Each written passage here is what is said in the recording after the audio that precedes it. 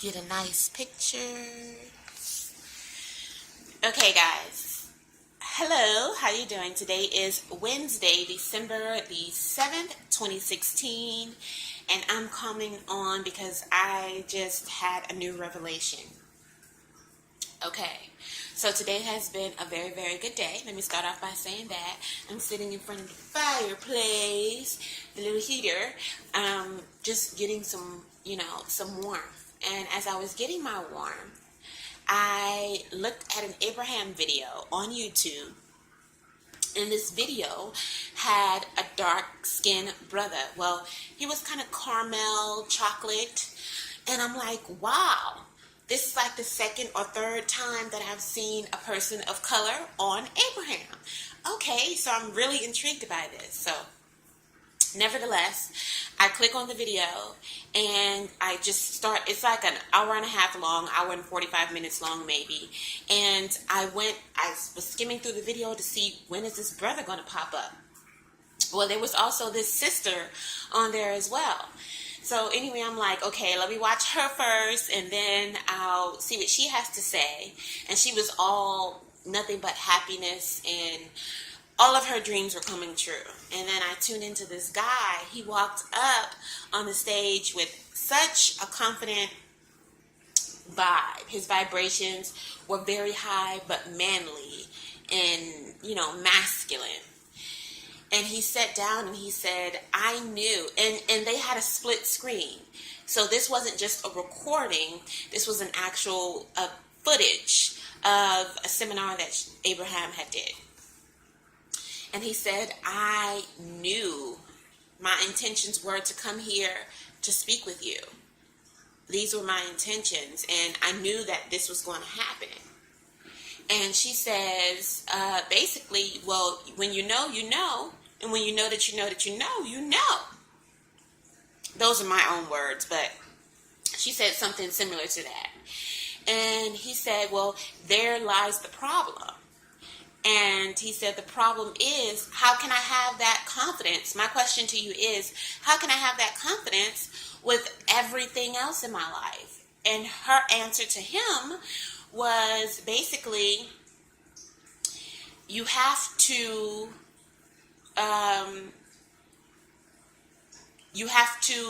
practice this vibration. Basically saying, when you win, proclaim that you've won. Say that you've won. Feel this energy so you know how it feels when you know that you know that you know. You have to practice these feelings and vibrations and emotions over and over and over again so that you know.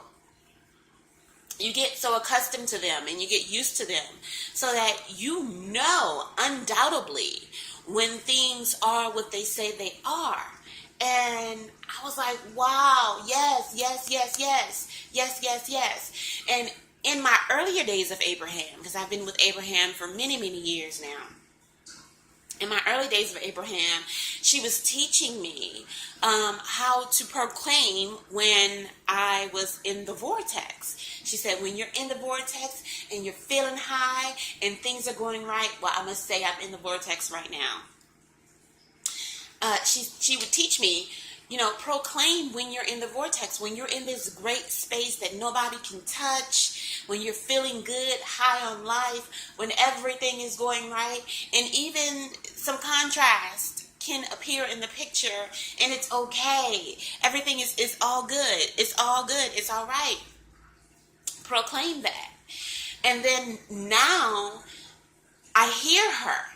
I realize that today that she said, proclaim when you're winning. Proclaim when you feel like things are going your way and all of that type of stuff. It's the same thing as basically being in the vortex, but it has like a switch on it. It has to do with confidence.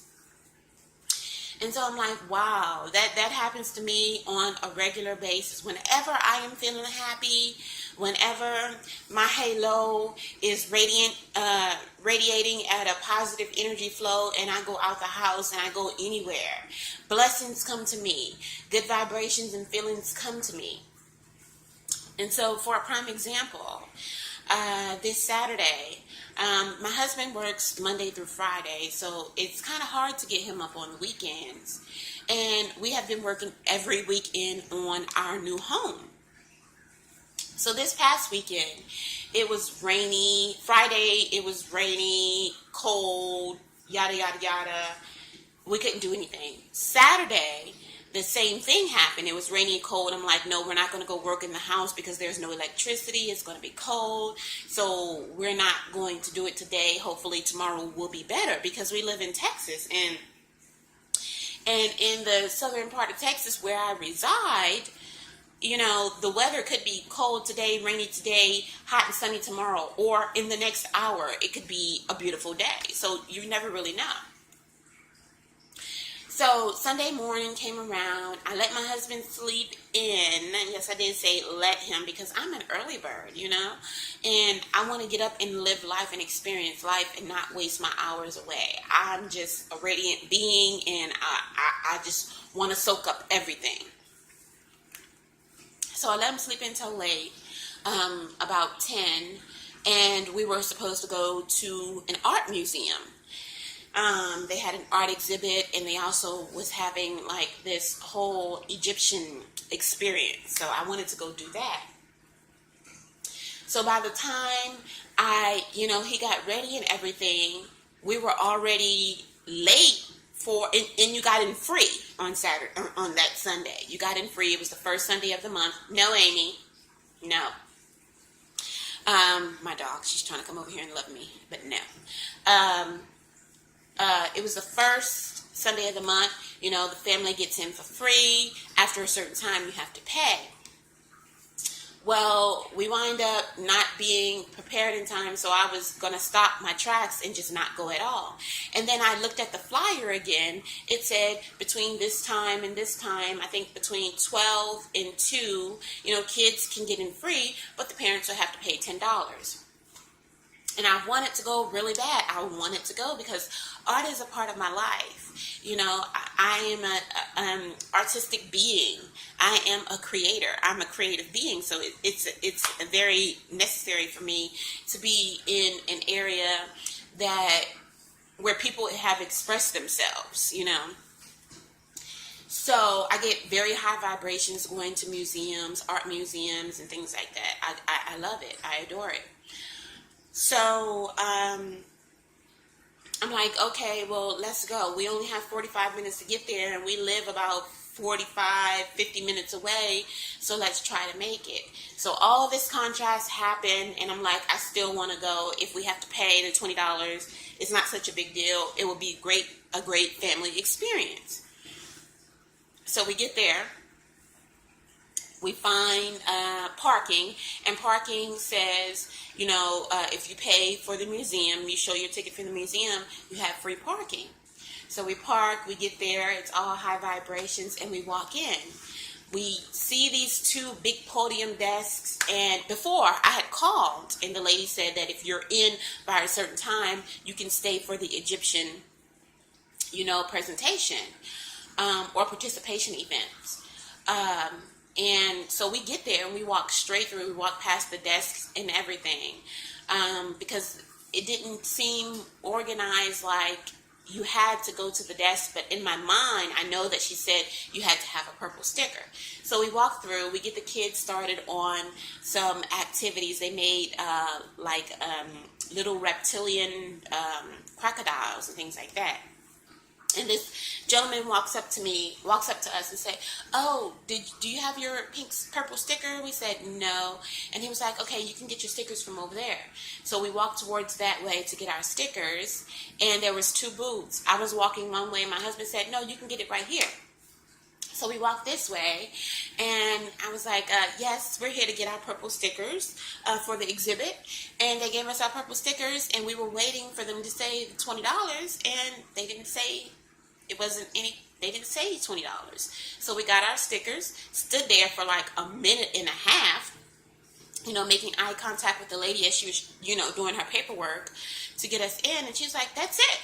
And I said, "Oh, okay, thank you."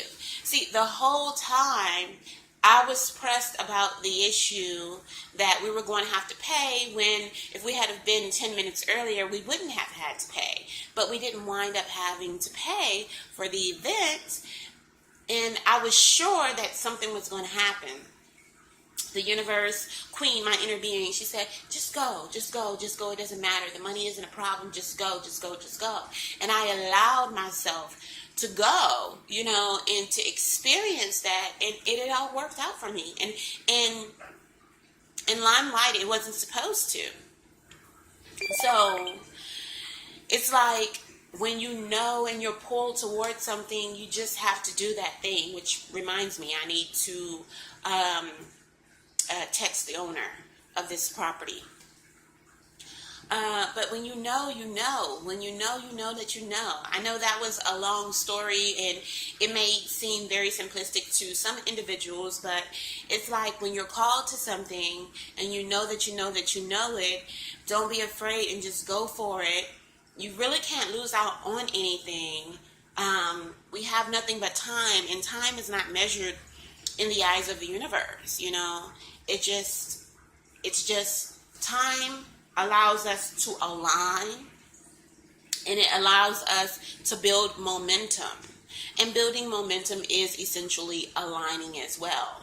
But we have to, as individuals, react on those things that are calling us, that we know that would be beneficial for us, or that we feel like we can't lose that. It's a win-win situation.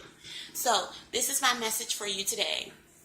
Whatever in your life is going on and you feel like you're being pulled that way, don't resist.